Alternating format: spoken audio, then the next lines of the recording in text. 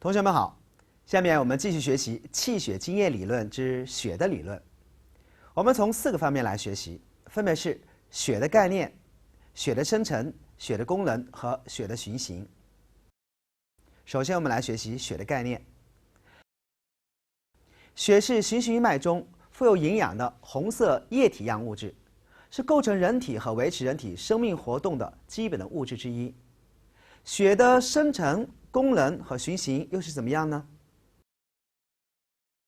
首先，我们来看一看血的生成。血液的生成与消化功能密切相关。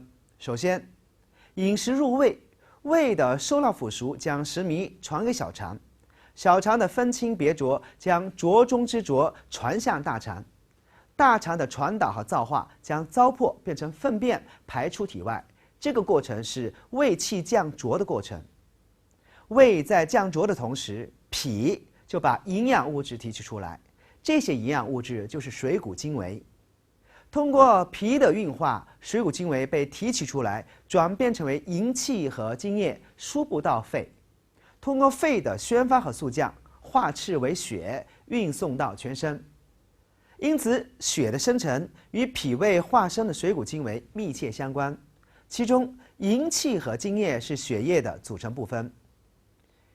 由于营气和血液都是来自于脾胃运化的水谷精微，所以我们将脾胃称之为气血生化之源。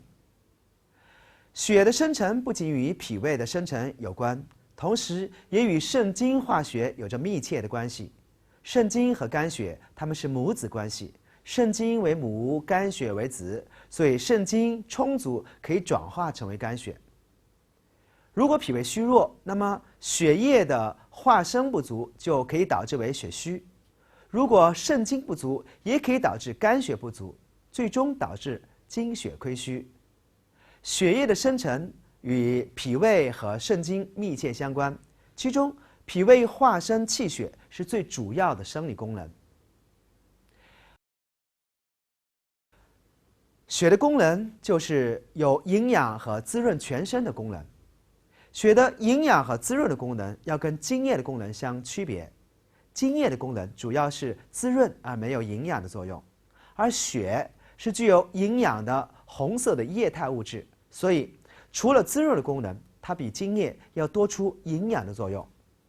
当血液充足时，全身皮肤黏膜就会有血色，而表现出面色红润、肌肉丰满、皮毛润泽、肢体活动灵活。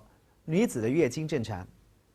如果血液亏虚，首先会表现出皮肤、毛发、黏膜等部位颜色淡白，比如面色、眼睑、唇、舌和指甲颜色会出现淡白。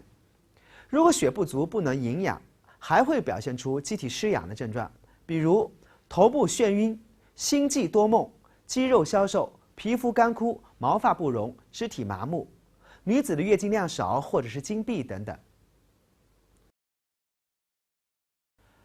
血液的循行与脉的约束和引导有关。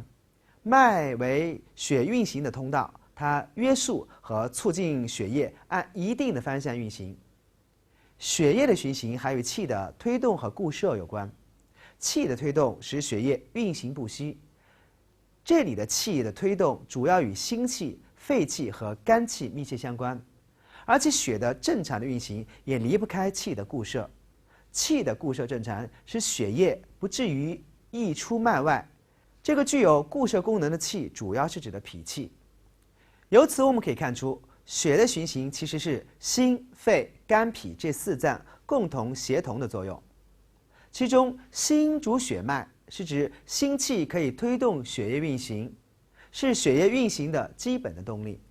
肺主气朝白脉，肺气可以助心行血，在推动血液运行中起着辅助的作用。肝藏血主疏泄，肝气对于血液的运行起着调节的作用。